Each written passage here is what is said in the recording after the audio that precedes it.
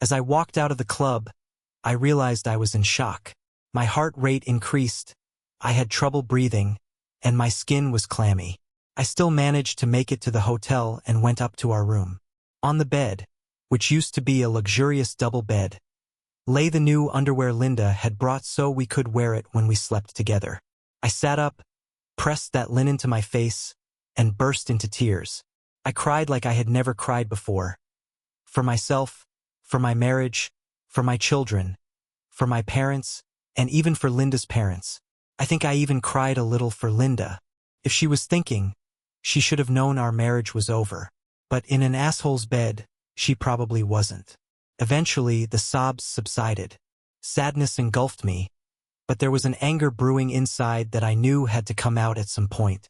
I put the laundry aside, looked around the room, and decided what to do next. We had each taken an overnight bag with us.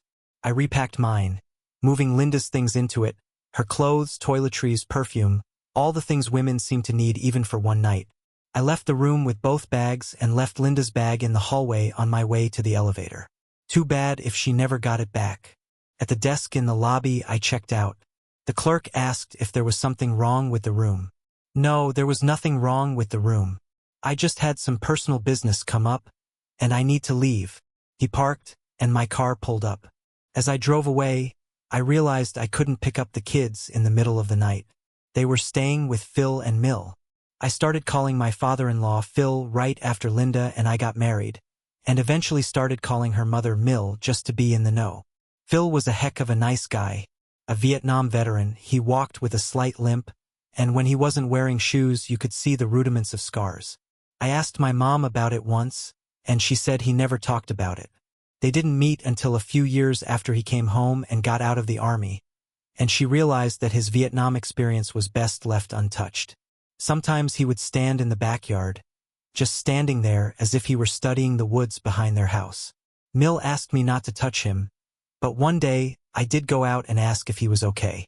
"Jim, life is good today," he said, "but I'm still learning decades later to let bygones be bygones. When bad events from the past come to mind, I just dump them back in. Give me a few minutes, and I'll be inside to talk about the grandkids and our poor soccer team." I did indeed leave him, and he came in a few minutes later. And just as he said he would, we talked about grandkids and soccer. Since I didn't feel comfortable driving to Phil and Mill's house in the middle of the night, I drove home, parked, and walked into the house. The house was very different than it had been a few hours before. It had been happy then, noisy, as the two children prepared to head off to their grandparents for the night. Loving, as the two parents looked at each other with those special, intimate looks that only a husband and wife can share in anticipation of the special time that would come later that evening. But right now the house was dark, cold, sterile, no noise, no happiness. I knew I was imagining it, but even the house seemed to be filled with some kind of foreboding. I went upstairs to our bedroom and lay down, still in my clothes, to try and sleep. But when I closed my eyes, I saw Linda, her body tangled in someone else's. I started to cry again. Then I got up. "Screw this. I'm not going to sleep anyway," I said out loud. I went downstairs, put on my coat, and stepped out into the backyard. As I stood there looking up at the stars, I realized I was standing the way Phil sometimes stands. I thought about what he had said. When bad things rise, you just have to ride them. What does that even mean? I wondered. It certainly doesn't mean I should accept what Linda did. Hell, what she was doing at that moment. I don't know how long I stood there, feeling sorry for myself, but eventually, I saw a light glimmering from the east. It was too early to get the kids, so I decided to go for a run. Burn some energy, pass the time, take my mind off things for a while. For me, running has always been a great alternative to real life. Besides being great exercise, it really shuts down my mind, letting my thoughts swirl freely. Sometimes I even come up with useful ideas. I changed into my winter running clothes and hit the road. This may not have been the best idea because my mind really did shut down. The good news? It looks like I actually had a great run, because I didn't think about Linda for at least an hour. The bad news? I was at least an hour away from home, exhausted, with no money and no cell phone. I spotted a convenience store not far from me. I went inside and asked the clerk for a cell phone. Obviously, she wouldn't let me even touch the phone, but she called a cab for me. The cab arrived, took me home, and I ran inside to get some money to pay the driver. When I showered, it was still early morning, but not too early to drive and pick up the kids. I drove to Phil and Mill's house, about 30 minutes away. Sure enough, when I arrived, they were already up, getting ready for church. I guess I was just staring at them, because Phil pulled me aside. "What's going on? Where's Linda?" I just looked at him, and then, damn, I started crying again. He put his arm around me and sat me down on the ground. "Jim, is Linda okay? Was there an accident? Tell me what's going on." I took a deep breath and wondered if I should make up some story. But instead, the whole horrible night spilled out of me. Phil shook his head, partly in disbelief that his daughter could do what Linda had done, and was still doing. "Jim, come to church with us this morning. I know you don't usually go, and I'm not assuming God will give you an answer. But just sitting with us, with your 2 kids, in a quiet, serene place, I think it would do you good." I had no reason not to go with them. No real reason to take the kids home early. So I pulled myself together and went outside with them. Thankfully, we weren't driving in Phil's truck. He drives a huge Ford F-250 HD with a snowplow attachment in the front and extra weights in the back to increase traction on snow and ice. One of his part-time jobs in retirement is snow removal. I guess he just likes doing it because he doesn't charge much for it. Anyway, we got in my mom's SUV. The kids sat in the back with me, one on each side. They realized something was wrong and just held my hands. Everything was normal at the church. Phil was right, no message from God. But sitting with the kids, listening to the music and singing, was soothing. Afterward, we went back to their house, and Mill made lunch for all of us. Then it was time for me to take the kids home and face Linda and whatever the future held. "Jim, I talked to him." He chuckled slightly. "Hell, you even made me call her Mill. Anyway, she and I both think you could use some support when you get home. So I'm going to follow you in my truck, to be close by. And if I need to get my daughter back here because you threw her out, well, I can do that." "Phil," I started to object but stopped. Maybe he had more moral authority over Linda than I did as her husband. "Thanks, Phil. I'll move the car seats into my car, and we'll be ready to go." Moving the seats and loading the kids took a few minutes. Phil pulled out a little before I did. His F-250 may be big and heavy, but you can't call it fast. I caught up with him just as he turned onto our street. Our cul-de-sac is fairly short, and our house is the 4th one on the right, just past the circle. I noticed Phil turning left instead of right, and I also saw many of the neighbors on the street looking in the direction of our house. I looked that way too and saw an exotic, very expensive sports car parked in our driveway. I knew exactly who it had to belong to, and I knew he had to be in my house having sex with my cheating wife. Within seconds, chaos reigned in my driveway. Phil swerved to the left to line up behind the sports car. Turned out to be a Lamborghini Aventador, worth probably $500,000. Phil slowed down a little, but not much, and his F-250 slammed into the back of the car. The V12 engine was in the rear, and from the collision, Phil, with all the mass and momentum of his truck, set off 3 explosions. The Lamborghini's engine rumbled like some big dying animal, and smoke billowed from the rear of the car.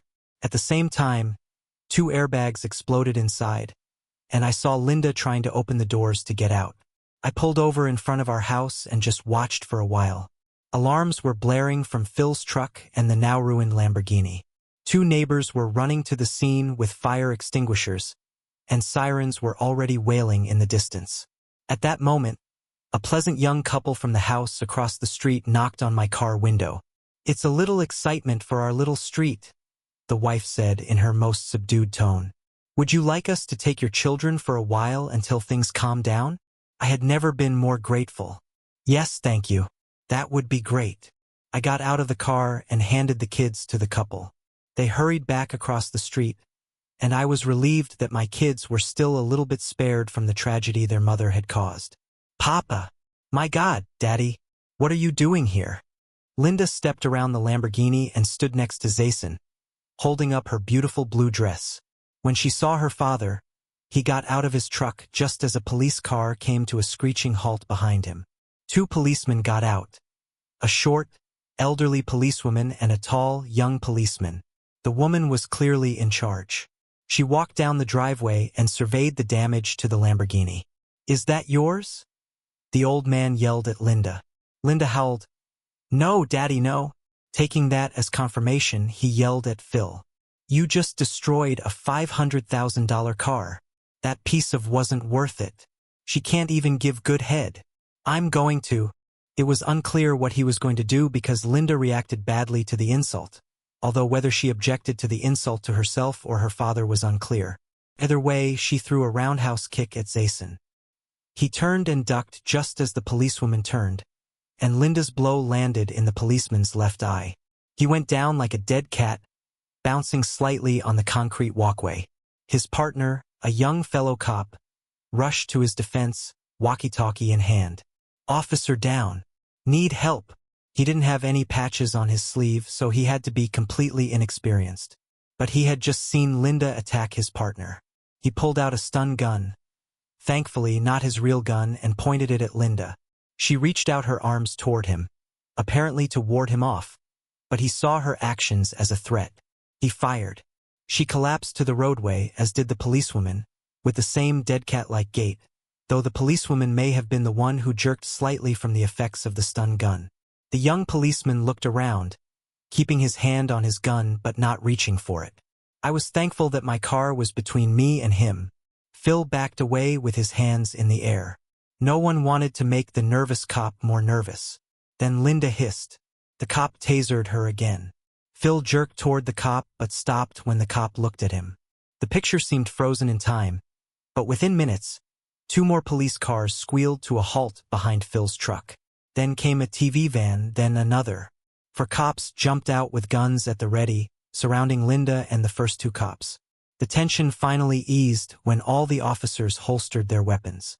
One of them lifted Linda to her feet, handcuffed her, and put her in the back seat of a police car. Then an ambulance arrived. Paramedics treated the policewoman. They tried to put her on a stretcher, but she got to her feet on her own and started barking orders at the other officers. Linda's father was still yelling at Phil about the damage to the Lamborghini when the policewoman told him, "Shut up, or you'll end up in the back of a cop car yourself." I walked over to Phil. We just looked at each other. The cops were talking to the neighbors first. Then the policewoman walked over to Phil and me. "Is this your wife who hit me?" she asked me. "I'm afraid so, but I think she was trying to hit." "I know who he is," she cut in. "What was he doing with your wife in his car, in your driveway?" "Well, look, officer, off the record, you're right to call him in. He is one. And this isn't the first time we've had to intervene when he's been caught with someone's wife. I'm not trying to embarrass you or your wife, but I need to know how things are going." "Okay," I said. "Last night, Linda and I were at a club with some friends. He asked her to spend the night with him. She snuck out with him, and I guess he was driving her home when my father-in-law arrived. It was his truck that hit the S-car." "Okay, that's enough for my report." She turned to Phil. "I assume you're the father-in-law?" "Yes," he replied. "And I'm proud to say that I don't have insurance on the truck. I don't even own it. I work for the company that owns it, and that company's only asset is the truck." "Wow, Charlie," the lady cop said. "I think I should let Mr. Zaz Rance know about this." "Not you. He might get a little upset." She walked over to where they was talking to a TV reporter. "Mr. Lavalier," she said, "the driver of the truck just informed me that it's uninsurable and it's the only asset of the company that owns it. That means you may have trouble recovering for the damage to your vehicle."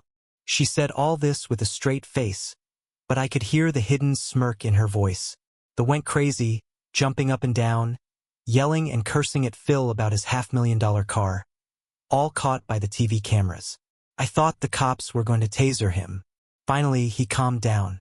A regular sedan showed up to pick him up, and they drove off. "Phil, I have to ask," I said. "What do you mean you don't own your truck?" "Jim, when I got into the snow removal business a few years ago, I realized it was fraught with liability. so I formed a limited liability company and transferred ownership of the truck to it. Then I found out that insurance on snowplows costs astronomical amounts of money, so I just didn't pursue it. Today, it feels like I did the right thing. Who knows? Maybe it'll give thee a stroke or a heart attack. Wow. I don't know what else to say, just wow. Yeah.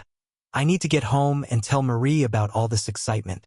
Let me know if there's anything else we can do, even if it's just talking, taking care of the kids, or, anything else we can do. Thanks, Phil. You were great today. The excitement seemed to be over. The cops were leaving. Linda was sitting in the back of the cop car, and a truck pulled up to haul away the no longer so fancy Lamborghini.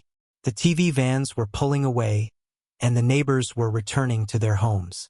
I walked over, picked up the kids, and thanked the neighbors warmly. They were kind enough not to ask any questions but just looked at me sympathetically. They volunteered to watch the kids if I needed it, and I thanked them again before heading home with the kids. The kids and I had an early dinner. They settled down to finish their homework for the weekend, and I turned on the TV to watch the evening news. And yes, the little commotion on our street made it onto the evening news. The star was being yelled at on film, and the camera focused on the wrecked Lamborghini. I think Linda, in handcuffs, was playing a supporting role. The camera captured her being taken from the roadway and frog-marched to the back of a police car. Because she was handcuffed and her beautiful blue dress was partially open, viewers were shown her underwear, or rather, her lack thereof. I almost felt sorry for her. Almost. And I wondered how she would get out of prison.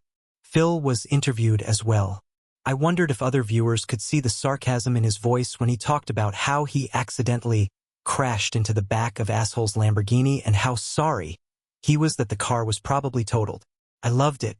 The next morning, Monday, I dropped the kids off at school and headed to work. The kids seemed fine. I told them that Mom was staying at a friend's house for a while. I was actually productive at work. It was a relief to have something simple to deal with. But it didn't last long. Around 11 o'clock, the phone rang. Jim Peterson, I answered. Mr. Peterson, this is Rodney Fournier. I'm an attorney at the public defender's office downtown. We just finished your wife's arraignment hearing. She pleaded not guilty to aggravated assault and battery and several other charges. I'm calling to let you know what you need to do to post bail for her. Mr. Fournier, isn't it? Yes, as I said. Yeah, I heard the rest of it. You should update your records. I don't have a wife anymore. She left me for another man. And I hung up. Almost immediately, the phone rang again, but I ignored it. And for the first time since Saturday night at the club, when I found out that Linda had indeed left me, even if only for one night, I felt strong again, in control of my life. I felt like shouting to the world. Jim is back, and he's not going to put up with anyone's crap anymore. I actually went back to work and even had time to pick up the kids from school. I hadn't thought about dinner for us, so we stopped at their favorite Golden Arches and had a not-so-nourishing dinner. Then it was time to drive home. When we got into the house, Linda was sitting in the dark, just sitting there. One of the kids turned on the light, and they both saw her. "Mommy! Mommy!" They screamed and ran to hug her. She looked like she needed hugs. Lots of them. She looked at least a dozen years older than she had just 2 days ago.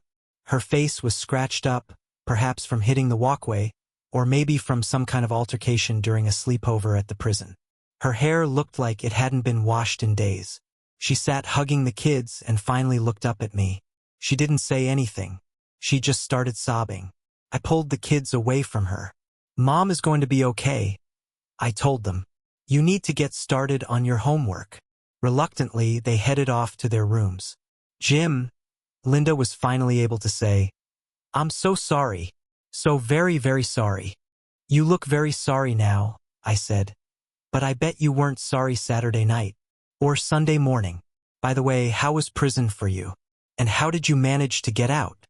"Prison was horrible," she whispered. "It was the worst experience of my life. I think I was almost raped last night. And this morning when... Wait, someone tried to rape you in prison. One of the guards?" No. "Not a guy. Another inmate. A woman. And not even a very large one. But she was very strong. She came up behind me and grabbed my breasts and pulled me to her, and she stuck her tongue in my ear. I screamed, and the other woman slapped her and pushed her away and hugged me. And I just cried. Her voice cracked. My life is so messed up. Everything has gone to hell. A night with Mark was just supposed to be a night. Some stretch of time. And then I'd come home and you'd be a little pissed off, well, maybe a lot pissed off, but we'd get through it. Because we love each other so much. And Mark would just be a memory for me. Like a beautiful day at the beach that I would treasure. But Dad messed it up. And then Mark started abusing me. And I accidentally hit a cop. And they put me in jail. And you didn't even help me get out. And I have an idiot lawyer. And I might have to go to jail again. And I just hate myself and my life. I want it to be like last week. I want to never see Mark Lavalier again. Finally, she stopped talking and took a deep, shuddering breath. She looked at me as if I had answers that would magically improve her life. Linda, I said, who made you ditch me on our special night? Embarrass me in front of our friends? Go to bed with some soccer player? I knew the answer. No one forced her. It's all on your conscience, I continued. You did a horrible, despicable, rotten thing, and you deserve to suffer. I'm sorry you got groped by some lady, but if you hadn't left me for that idiot, you wouldn't be in jail at all. And I still want to know how you got out of jail. My stupid lawyer let me call my parents after you didn't want to help me. I guess I'm lucky my mom picked up the phone. My dad could have hung up on me like you did. Anyway, she knew some of what happened, and I told her I needed bail money to get out of jail.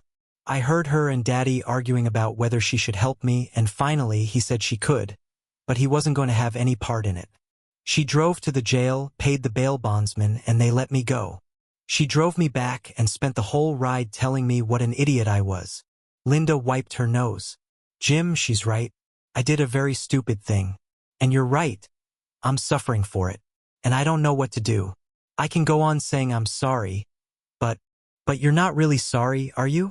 I interrupted. I mean, you're sorry about the way things turned out. About your father showing up and destroying asshole's car and you going to jail. But you don't regret the night with Mark, do you? Jim, please.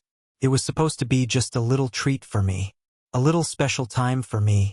I didn't say anything to you before I left because I didn't want to hurt your feelings. And, please, stop. I shook my head. You left me. You humiliated me. You cheated on our marriage. You ruined your relationship with your parents. If this was just a little pleasure to you, then God help us all if you ever need a big pleasure. Jim, I'm sorry. I hurt you. And because what I did hurt you, I'm sorry. I'm completely sorry for what I did. And now I know it may be too late, but I will do anything to make it up to you. She looked at me with big, tear-filled eyes, hoping for a reconciliatory hug. I'm going to say goodnight to the kids and then go for a run, I said. We can talk later. And I left her sitting there. Lights create pools of light to run between, something special. I have to run more carefully than I do in daylight to stay out of an area that I can run in during the day. But between those lights, the rush of energy is also palpable. It was late enough that traffic was sparse, so I could run down the street. And I ran, until my excitement began to turn to exhaustion. At least I was making my way back to the house when, as I slowed down, I realized that home might not be the same anymore. Perhaps it was just a house now. As I walked, I thought about Linda's words. She's ready for anything, she had said. Those words must have been echoing in my head as I ran. I began to formulate a plan that made me laugh out loud. As I walked through our front door, Linda greeted me. Jim, you're back. Did you have a good run? Can I get you something to drink? Is there anything I can do for you? Linda, I'm going to go sleep in the guest room. And I did. The next morning, I left for the office early, before everyone was even up. Not only did I do a good job at work that day, but I also thought about my plan and wrote down some details on paper. That evening, after the kids had gone to bed, I met with Linda. Linda, we need to talk, I said. Words a wife usually uses toward her husband. About what? She replied, clearly startled that I was going to bring up the D word. You know, After what you did, divorce is a distinct possibility. It might be easier just to go through with it. If it weren't for the kids, they'd be devastated. Although, as a wife, you're a cheater, as a mother, you're good. And I think the kids would be better off if we found a way to stay together. Yes, Jim, I do. Like I said last night. Anything.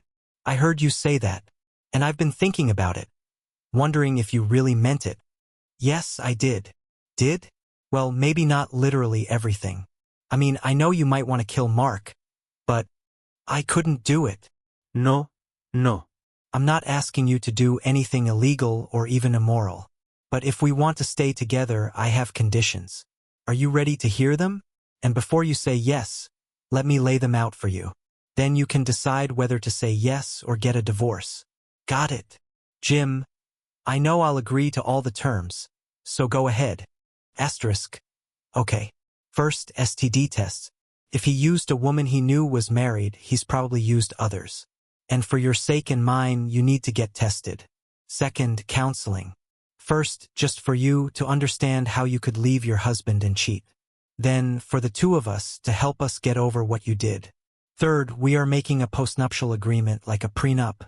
It will say that if you cheat again, we get divorced. You leave the marriage keeping only your car and personal belongings. I get custody of the kids, but you get liberal non-custodial parental rights. I won't try to separate you from the kids. But further cheating means, to me, that you are not fit to be a custodial parent. Fourth, and this might be a little more difficult for you, I get 2 passes to spend a night or 2, my choice, with another woman. I'll be careful. I won't embarrass you by making it public. But you'll know that I'm going to have sex with someone else.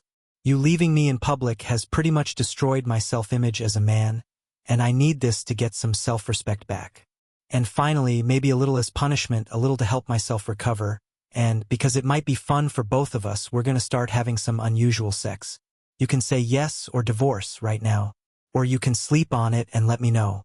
But you have to tell me by tomorrow. I'm not going to be left in limbo over this. So, Linda, what's your answer? Asterisk. 6 months later. Of course, she answered yes, complying with all the conditions. Thankfully, all the STD tests came back negative. She started counseling and we signed a prenup, but not without drama.